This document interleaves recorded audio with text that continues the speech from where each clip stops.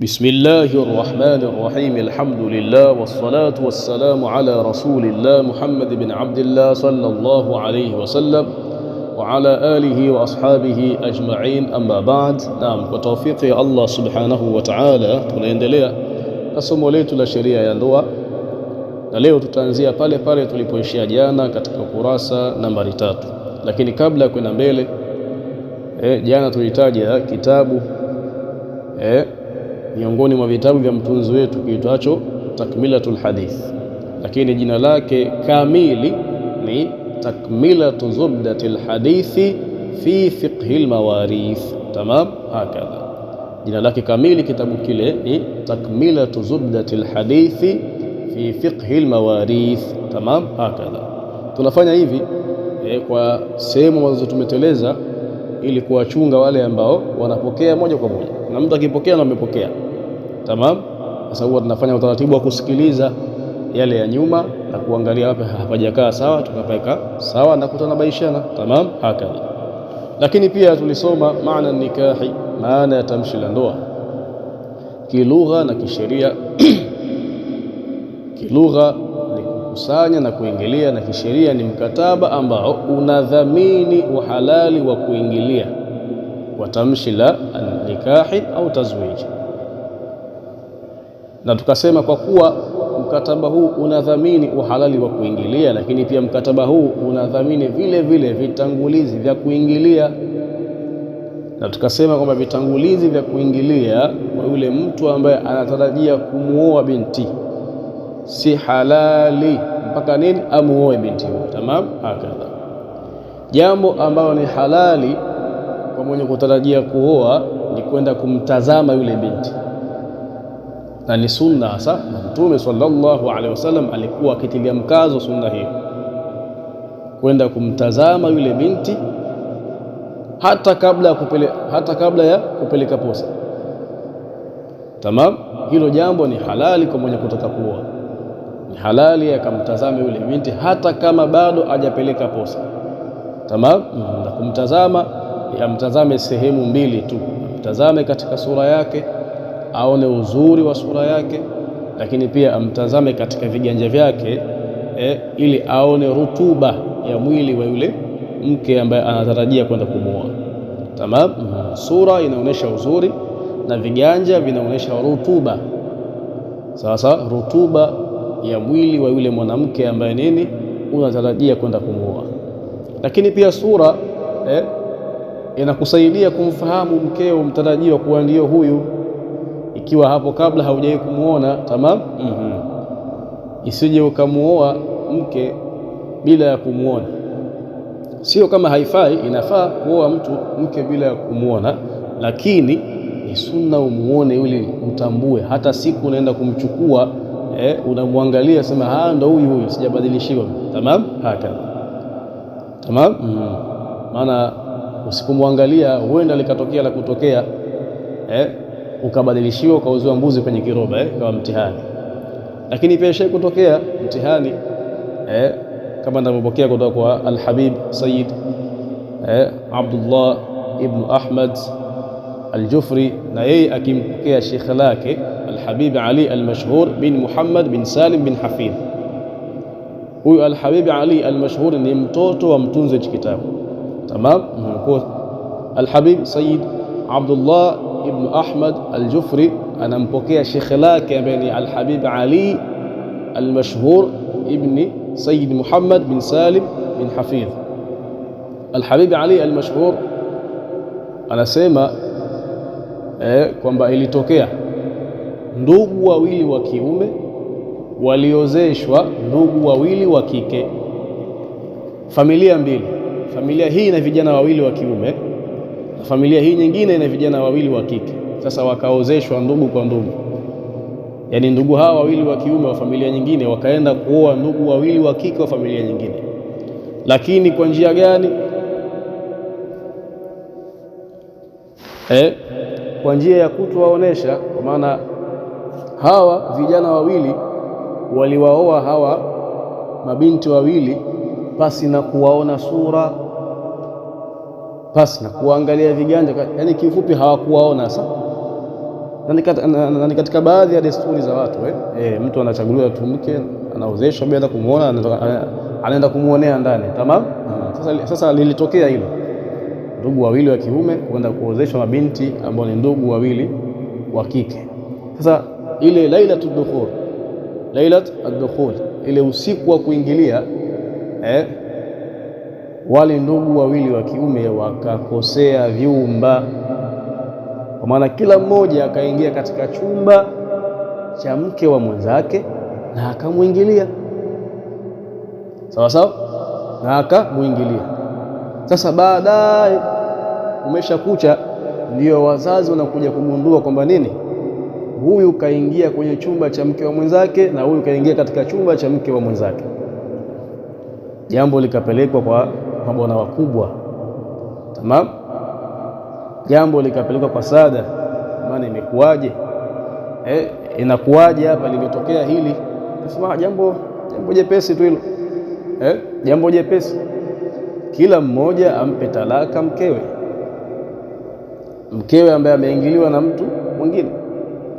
Kweli, kila mmoja kampa talaka mkewe, kisha baada ya hapo kila mmoja aozeshwe yule binti aliyemwingilia. Sawa sawa, kila mmoja aozeshwe yule binti aliyemwingilia. Tamam. Kwa hiyo wale vijana wakawapa talaka wake zao, kila mmoja akamwacha mkewe ambaye ameingiliwa na ndugu yake, kisha baada ya hapo kila mmoja akaozeshwa yule aliyemwingilia. Tamam. Kwa sababu gani? Kwa sababu kisheria mwanamke ambaye ameolewa lakini hakuingiliwa na mumewe, sawa sawa, kisha akapewa talaka, akaiheda. Kwa hiyo kwa kuwa huyu alimwingilia mke wa mwenzake na huyu akamwingilia mke wa mwenzake, lakini kwa njia gani? Kwa njia ya shubha. Ingilio hili halisifiwi kuwa ni halali au haram. Tamam. Kwa njia gani? Kwa njia ya shubha. Na yote ni kwa sababu gani? Hawakutangulia kuangalia. Tamam. Kwa hiyo huyu kwa kuwa alimwingilia mke wa mwenzake na huyu akamwingilia mke mwenzake, basi kila mmoja akampata talaka mkewe, kisha baadaye kila mmoja akaozeshwa yule aliyemwingilia. Kwa sababu gani? Wale mabinti kwa kuwa hawakuingiliwa na waume zao, hawakai eda, kwa pale pale tu akapewa talaka pale pale, kila mmoja akaozeshwa aliyemwingilia.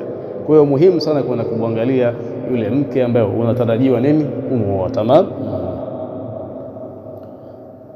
Sasa tuliishia katika nini? Wathayibu hiya man zalat bakaratuha biwat'in. Thayib ni yule ambaye kwamba zalat bakaratuha, bikra yake iliondoka biwat'in, kwa kuingiliwa. Sawaan kana halalan au harama, sawaan sawa sawa, kana halalan, ingilio hilo liwe ni la halali, au haraman, au liwe ni la haram. La halali kuolewa, aliolewa. Tamam. La haramu ni zina, ingilio la zina. Tamam. Hakadha. Au wat'a shubhatin, au ingilio la shubha, kwa maana aliingiliwa kwa utata. Shubha maana yake al-iltibas, Kiswahili tunaita utata. Tamam. Hakadha. Huyo au wat'a shubhatin, au liwe ni ingilio la nini? La shubha, kuna ingilio la utata. Fa innahu, kwani hakika ingilio hilo la utata, la yusafu bilhilli, alisifiwi kuwa ni la halali, wala bilhurmati, wala kuwa ni la haramu. Kwa sababu gani? Kwa sababu yule aliyelitekeleza kana ghafilan, alikuwa nani? Alikuwa ni mtu aliyeghafilika. Tamam. Alikuwa ni mtu aliyeghafilika. Wala yataallaqu at-taklifu bilghafil, na taklifu haifungamani na mtu aliyeghafilika. Maana mtu aliyeghafilika anapofanya jambo la haramu halisifii kuwa ni haramu jambo lile. Tamam. Mfano wake, mtu mwenye akili zake na aliyekuwa baligh anywe pombe, huyo ni mukallaf. Mtu huyo ni mukallaf, akinywa pombe, kile kitendo cha yeye kunywa pombe kinasifiwa kwa nini? Kuwa ni haramu. Lakini mwenda wazimu, majnunu, au mtu ambaye kimewekwa kinywaji, yeye akajua ni maji kumbe ni pombe, akifanya hivyo mtu huyo kile kitendo chake akisifii kuwa ni haramu wala halali. Sababu gani? Amefanya huyu mwendawazimu amefanya alikuwa hakili hana, tamam, akili hana. Na huyu ambaye alijua ni maji kumbe ni pombe amefanya aliyekuwa ni mwenye kughafilika, kwa maana hakuwa hadhir, hakuwa katika hali ya kutambua kile ambacho nini anakifanya, tamam. Haka sasa tukasema tutakuja kuelezea aina za shubha, aina za ingilio la shubha. Aina za ingilio la shubha ni nne. Ni ngapi? Ni nne. Aina ya kwanza shubhatul fi'li au inaitwa shubhatu al-fa'il, tamam. Hakadha aina ya kwanza ya ingilio la shubha, aina ya kwanza ya ingilio la shubha, kwa maana ingilio la utata, ni shubhatul fi'li au shubhatul fa'il. Shubhatul fi'li au shubhatul fa'il ni katika yale maingilio ambayo hayasifii kuwa ni halali au haramu. Ingilio lipi? An yati ar-rajulu imra'atan yadhunnuha zawjatahu au jariyatahu fatabayyana khata'u. Hilo ndio ingilio la shubhatul fa'il au shubhatul fi'li, kwa maana ingilio la utata kwa yule mwenye kulifanya au kwa kile kitendo ambacho kimefanya, tamam. Hakadha ni vipi? An yati ar-rajulu imra'atan yadhunnuha zawjatahu au jariyatahu fatabayyana khata'u, ni mtu kumwingilia mke au tuseme mwanamke, ni mtu kumwingilia mwanamke ambaye alidhania kuwa ni mkewe au ni kijakazi wake, lakini baadaye likadhihiri nini? Kosa lake. Maana vipi? Likadhihiri ukadhihiri nini? Ukadhihiri kule kupinda au kukosea kwa ile dhanna yake, kwa maana alimwingilia mwanamke akidhania kuwa ni mkewe au kijakazi wake, lakini baadaye alikuta sio, kwa ile dhanna yake nini ilikosea, tamam. Dhanna yake ilikuwa nini?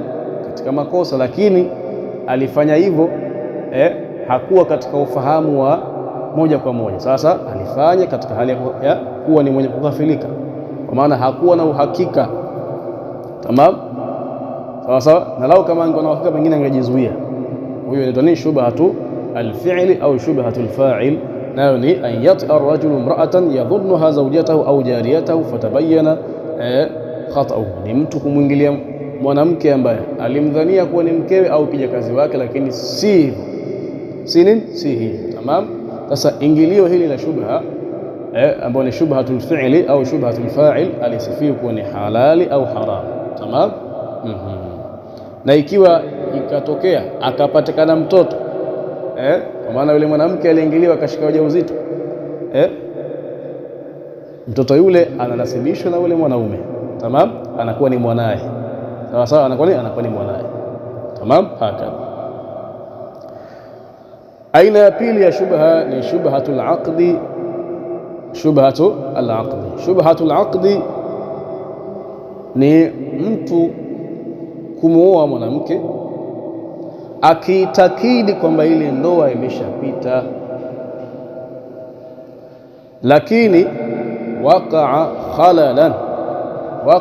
khalalan fi shuruti, sawa, an yatazawaja ar-rajulu imra'atan mu'taqidan sihhat al-'aqd, ni mtu kumuoa mwanamke akiitakidi kwamba nini, ile ndoa imeshaswihi, sasa, lakini baadaye ikaja kuonekana nini, kwamba ulitokea mwanya katika yale masharti yake.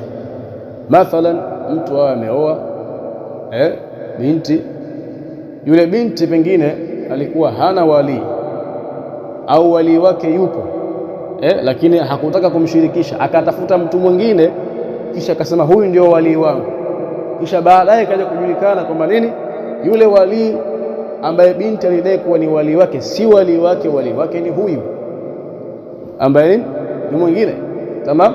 Hapo tayari ndoa hiyo nini, ndoa hiyo inakuwa nini, haipo. Sasa ndoa inakuwa nini, ndoa inakuwa shavunjika, lakini nini, yani ndoa tangu mwanzo haipo, lakini kwa kuwa mwanaume ameshajua basi na kwa nini ndio ishaharibika moja kwa moja. Ndoa tangu mwanzo haipo, lakini baada ya mume kuwa ameshajua kwa maana akiendelea na kuyafanya yale yanayohusiana na ndoa na kwa nini anafanya zina sawa mwanaume. Kwa sababu gani? Ameshatambua ukweli. Sasa yule mke ameshaingiliwa tayari. Mke nini? Ameshaingiliwa, lakini ni ingilio gani? Ingilio la shubha, nao ni shubhatul aqd. Shubhatul aqd. Tamam, hakadha. Au ndoa ikafungishwa na wali. Ndoa ikafungishwa na wali. Sawa? Lakini mashahidi wale hawajakamilisha vigezo na masharti. Sawa, pengine shahidi mmoja awe ni mwanaume, mwingine awe ni khuntha. Kisha ndoa ikapita, baadaye ikaja kujulikana hivyo, basi ndoa pia nini? Ndoa inakuwa nini? Haipo tena hapo. Tamam, inakuwa nini? Imeshavunjika hiyo. Na wakiendelea kuyafanya yale ya kwenye ndoa wanakuwa wanafanya haramu. Sasa mwanamke ameshaingiliwa, inakuwa ni ameingiliwa kwa shubhatul aqd. Tamam, hakadha. Ingilio hili pia la shubhatul aqd alisifiwa kuwa ni halali au haram. Tamam. Ingilio la tatu la shubha ni shubhatul milki. Shubhatul milki, shubhatul milki. Shubhatul milki ni an yatia الرجل الأمة المشتركة بينه وبين غيره أو مكاتبته جهلا بالتحريم au ghafilan. Sawa. Shubhatul milki ni mtu amuingilie kijakazi ambaye almushtaraka, an yati arrajulu alamata almushtaraka bainahu wa baina ghairihi, ni mwanaume kumuingilia kijakazi ambaye anamilikiwa kwa ushirika wake yeye na mwenzake. Tamam. Kwa maana kuna kijakazi ni mtumwa wa kike. Kuna kijakazi wanamiliki yeye na mwenzake, kwa maana umiliki wao kwa yule kijakazi ni wa ushirika. Sasa mtumwa yani tuseme kijakazi kama huyu wa ushirika haifai kumuingilia. Kwa sababu gani? Kwa sababu kila mtu anaumiliki nusu kwa kijakazi yule. Sawa, hata kama ndio yuko huyo mmoja hawafai kumuingilia. Tamam. Sasa mtu anapomuingilia kijakazi kama huyo ambaye ni mushtaraka, ambaye anamiliki kwa ushirika yeye pamoja na mwenzake. Sawa, mafhumu hapo. Pengine kwa kutokujua, yani ghafilan, kwa maana anafanya vile kwa kutokujua, yani kwa katika hali ya kughafilika, au anafanya vile kwa kutokujua uharamu wa kile anachokifanya. Tamam. Pengine wakati anafanya vile alikuwa hayupo katika hali ya ufahamu moja kwa moja, maana amefanya alikuwa ni mwenye kughafilika, au amefanya kwa kutokujua nini uharamu wa kile anachokifanya, basi mtu huyo anakuwa nini? Amemuingilia huyo kijakazi kwa shubha. Sawa, au mukatabata, au akamuingilia kijakazi wake ambaye ameshawekeana naye mkataba wa kumwacha huru. Sawa, mukatabatun ni yule kijakazi ambaye ameandikiwa mkataba wa nini, wa kujikomboa. Sasa yule pia haruhusiwi kumuingilia. Kwa sababu gani? Tayari muda wowote, saa yoyote akileta kile ambacho ameambiwa akilete, ile aachwe huru, anakuwa yuko huru. Sasa pia akamuingilia huyo kijakazi wake ambaye tayari ameshaandikiana naye mkataba, aidha ghaflan, yani katika hali ya nini, ya kughafilika, au katika hali ya kutokujua nini uharamu wa kile anachokifanya, pia anakuwa amemuingilia mwanamke huyo kwa shubha. Na shubha hiyo inaitwaje? Shubhatul milki. Shubhatul milki, shubha ya umiliki. Tamam. Sasa shubha hii, shubhatul milki, inasifiwa kwa uharamu, yusafu bil hurma. Tamam. Shubhatul milki hii inasifiwa kwa uharamu. Kwa sababu gani? Kwa sababu jambo ambalo lilikuwa ni wajibu yeye kulifanya ni al-ihtiyat, kujitoa katika shaka. Sawa, al-ihtiyat, kujitoa katika shaka. Kwa sababu muingilia kijakazi ni tayari umesha plani wewe ni fulani, au vipi? Iwe yuko mmoja au wawe zaidi ya mmoja. Tamam, tayari umeshapanga leo nitamwingilia fulani katika vijakazi wangu, tofauti na mke, tofauti na mke. Sasa tofauti na mke, katika upande wa mke kweli unaweza kumwingilia ambaye si mkeo, pengine kaja ndugu wa mkeo nyumbani, ukamfananisha ukamwingilia, sawa sawa, tamam, hakadha. Lakini katika kijakazi na kwenye tayari umeshapanga, sawa. Lakini pia kwa kuwa ni kijakazi wa ushirika na wewe ni mtu ambaye unamiliki vijakazi, ilibidi uwe na elimu kwamba je, nikimiliki kijakazi wa ushirika mimi nafaa kumwingilia au sifai kumwingilia? Tamam. Kwa hiyo ingilio hili la shubhatul milki linasifiwa kwa nini? Kwa uharamu, lakini la hadda fiha, la hadda fiha. Sasa katika shubhatul milki shubha hii inasifiwa kwa nini? Kwa uharamu, lakini la hadda fiha, lakini hakuna nini? Adhabu ya zina ndani yake. Kwa maana shubha hii inasifiwa kwa ni zina, lakini hakuna adhabu ya zina ndani yake. Sababu gani?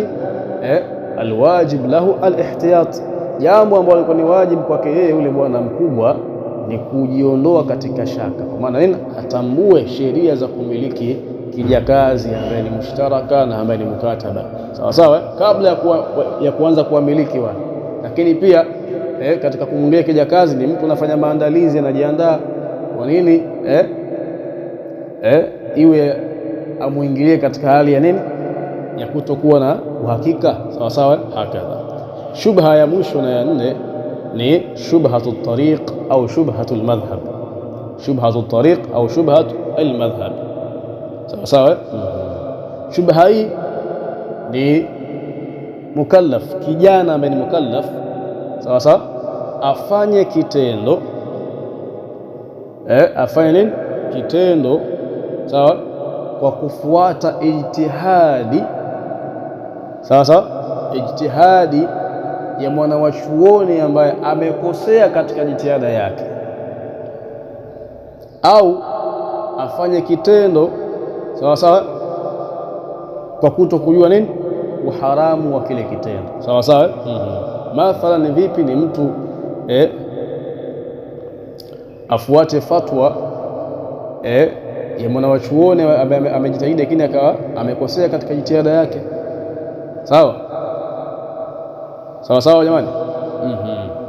Au kijana afanye kitendo cha zina, sawa sawa, hali ya kuwa ajui kwamba nini?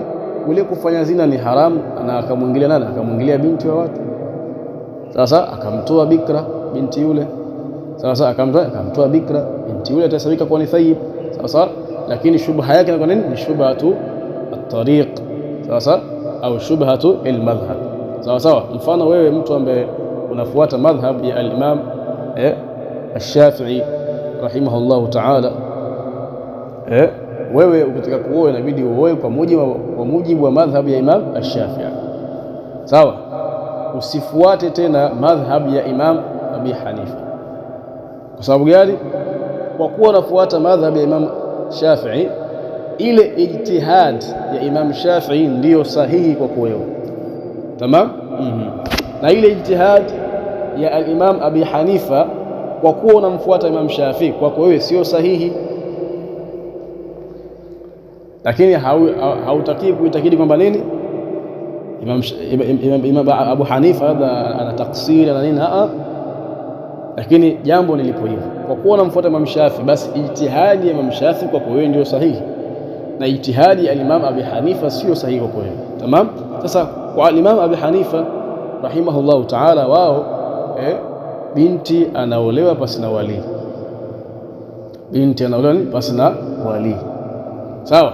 Sasa wewe ukafuata ijtihadi ya Imam Abi Hanifa na hali yako wewe madhhabu yako ni Imam Shafi'i, unakuwa umeingia katika makosa. Kwa maana yule binti, sawa, mnakuwa mmefunga ndoa, sawa sawa, wewe ni Shafi'i lakini umefunga ndoa kwa madhhabu ya Imam Abi Hanifa, kwa madhhabu ya Imam Abi Hanifa, ile ndoa sio sahihi, sawa sawa. Na kama mtafanya tendo la ndoa, sawa sawa, ile tendo la ndoa linasifiwa kuwa nini? Ni zina, na unapata dhambi, lakini la hadda fiha, hakuna nini? Adhabu ndani yake. Kwa sababu gani? unachukuliwa kwamba pengine amefanya hivi, hajui haramu wa kufanya hivi, sawa sawa sawa, au yeye ameitakidi kwamba jambo hili linafaa lakini halifai. Kwa hiyo ikiwa mtaoana kwa njia kama hii, sawa sawa, ile ndoa inakuwa sio sahihi, na mkifanya tendo la ndoa inakuwa inasababisha ni zina, sawa sawa, lakini la hadda fi, hakuna adhabu ndani yake. Sasa hiyo ni shubhatu almadhhab au shubhatu tariq. Na yule binti kama alikuwa na bikra na akaingiliwa, anakuwa ni thayyib. Kwa sababu gani? Ameingiliwa wat'a shubhatin. Tamam, hakadha. Tuendelee au tuishie hapa? Tuishie hapa haya. وإلى هنا انتهي. الكمال لله والعصمة للأنبياء والنقص لنا. وهذا السلام عليكم ورحمة الله وبركاته والعفو منكم.